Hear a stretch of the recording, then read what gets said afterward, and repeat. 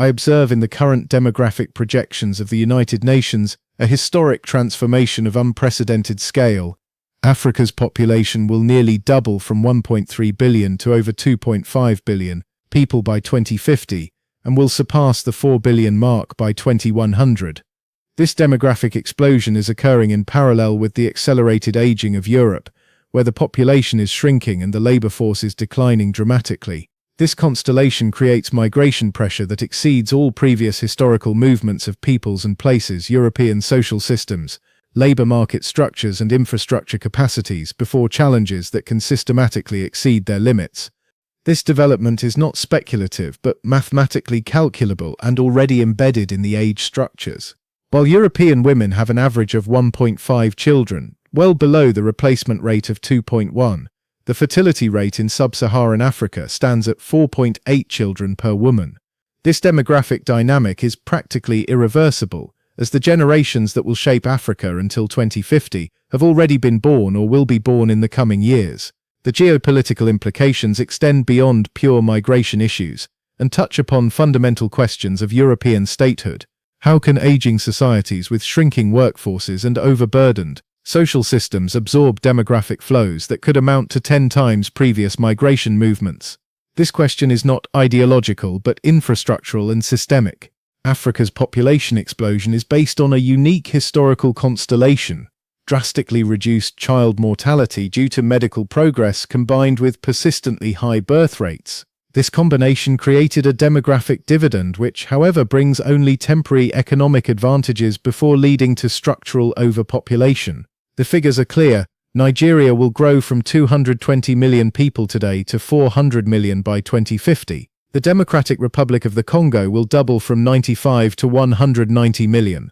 Ethiopia will increase from 120 to 205 million. These magnitudes dramatically exceed the absorption capacity of local labor markets and infrastructures. At the same time, Europe is shrinking demographically. Germany will lose around 8 million inhabitants by 2050, Italy 6 million, Poland 4 million. The median age will rise above 50 years, while 30% of the population will be over 65. These aging societies require young workers, yet can only integrate limited numbers without overburdening their social and cultural structures. The decisive factor is the speed of demographic transformation. While Europe's aging occurred over decades and allowed for adjustments, Africa's population explosion is unfolding within a single generation. This compression creates migration pressure that surpasses all previous experience. Climate change intensifies this dynamic exponentially. Rising temperatures, changing rainfall patterns, and desertification render large parts of Africa uninhabitable.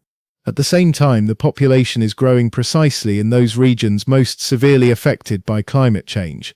This combination creates climate migration on previously unknown scales.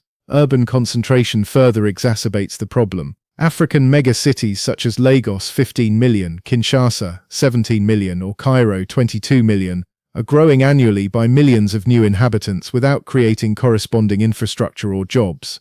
This urbanization without industrialization produces structural unemployment and creates surplus populations dependent on migration.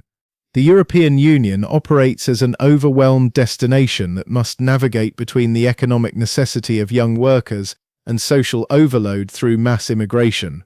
Brussels' migration policy is structurally contradictory. On the one hand, legal migration is to be promoted. On the other, border controls are tightened and deportations accelerated.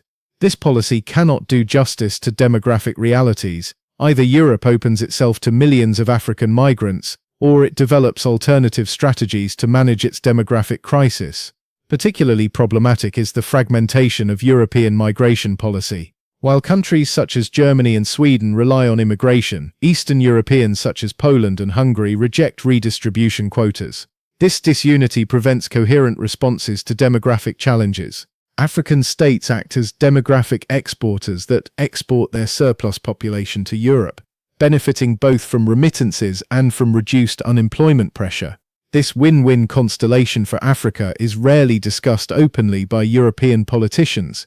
Remittances from migrants to Africa already amount to over $100 billion annually, more than total development aid. These transfers finance families' education and infrastructure in countries of origin and create incentives for further migration. At the same time, they relieve African governments of the obligation to create jobs for their growing populations. The migration industry has become an independent economic sector. Smuggling networks, NGOs, law firms, and integration companies have financial interests in continued migration and work to maintain the system. Mediterranean transit countries such as Libya, Tunisia, and Morocco use migration as a geopolitical instrument vis-à-vis Europe.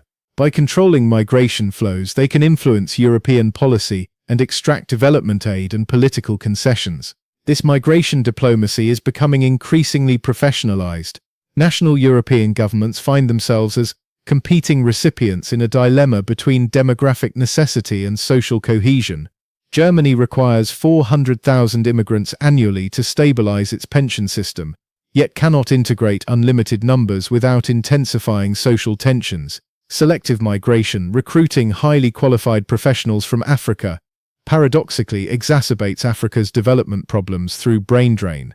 Doctors, engineers, and other academics are leaving Africa in large numbers, reinforcing the structural problems that drive migration. In the current development, I identify 3 critical trends that go beyond previous migration patterns and create systemic instability. First, the capacity-demand gap leads to structural overstrain of European host societies.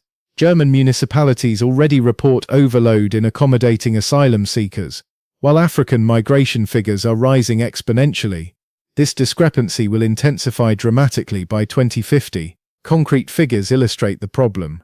Germany currently accepts around 300,000 asylum seekers per year and struggles with accommodation. With unchanged African demographics, this figure could rise to over 1 million annually, a magnitude that no European society can manage. Second, the qualification asymmetry is intensifying into a structural obstacle to successful integration.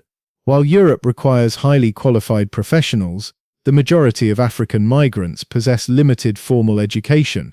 This discrepancy creates structural unemployment and welfare dependency. Studies show that 70% of African migrants in Germany remain dependent on social benefits after 5 years. With exponentially rising numbers, this would financially ruin European social systems and provoke political backlash. Third, the demographic momentum dynamic is developing into a self-reinforcing process. African migrants in Europe have significantly higher birth rates than native populations, accelerating long-term demographic shifts.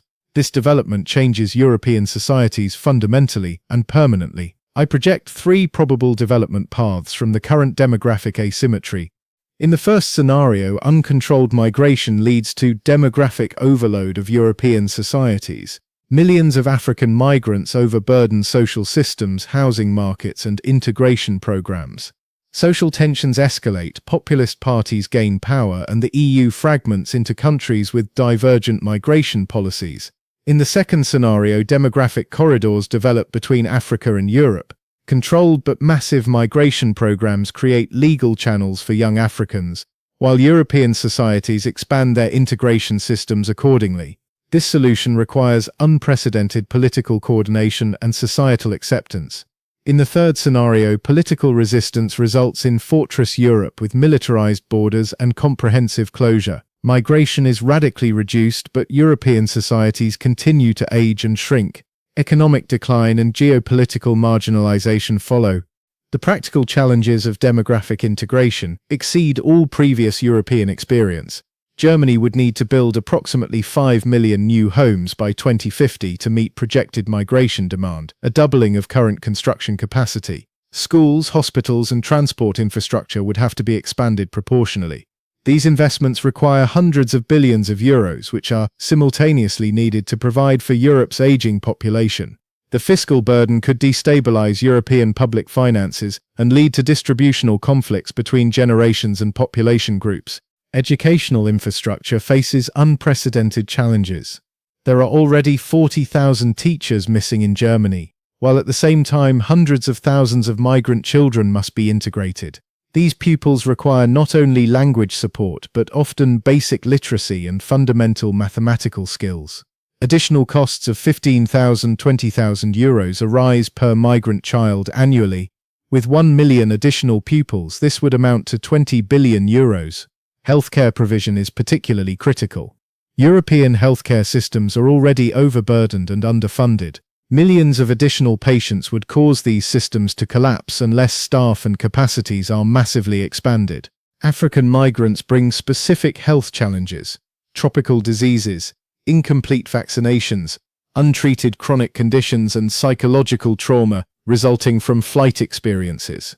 Initial medical care for an asylum seeker costs an average of €3,500. With 1 million new arrivals, healthcare costs alone would amount to €3.5 billion. The urban infrastructure of European cities is not designed for demographic doubling. Water supply, sewage systems, public transport, and energy provision would need to be fundamentally expanded. These transformations require not only money but also time, often decades, for planning and implementation. Labour market integration presents additional structural challenges. While Europe requires highly qualified professionals, 60% of African migrants possess no completed vocational training. Qualification programs last on average 3-5 years and cost €25,000–40,000 per person. With millions of migrants, qualification costs would amount to trillions. What I recognize in the demographic transformation is not merely a migration movement, but the greatest socio-political challenge for Europe since the Second World War. The mathematical realities of Africa's population explosion and Europe's aging are unavoidable and require strategic responses beyond day-to-day political considerations. The figures are unequivocal. By 2050, 100 million young Africans will be seeking work, while Europe could have 50 million jobs unfilled.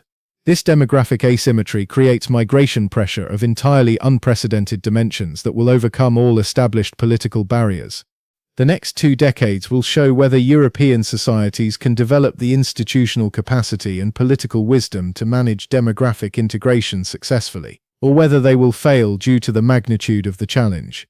This transformation requires honest societal debates about integration limits, capacity limits, and the long-term consequences of demographic policy. Ideological positions, whether pro-migration or anti-migration, do not do justice to the complexity of the situation. Europe stands at a historic crossroads. Either the integration of demographic realities into functioning societal structures succeeds, or a period of instability will emerge that existentially threatens European democracies and welfare states. The demographic transformation is inevitable, but its societal consequences are indeed shapeable through policy. However, this shaping requires political courage, societal honesty, and institutional innovation on entirely new scales.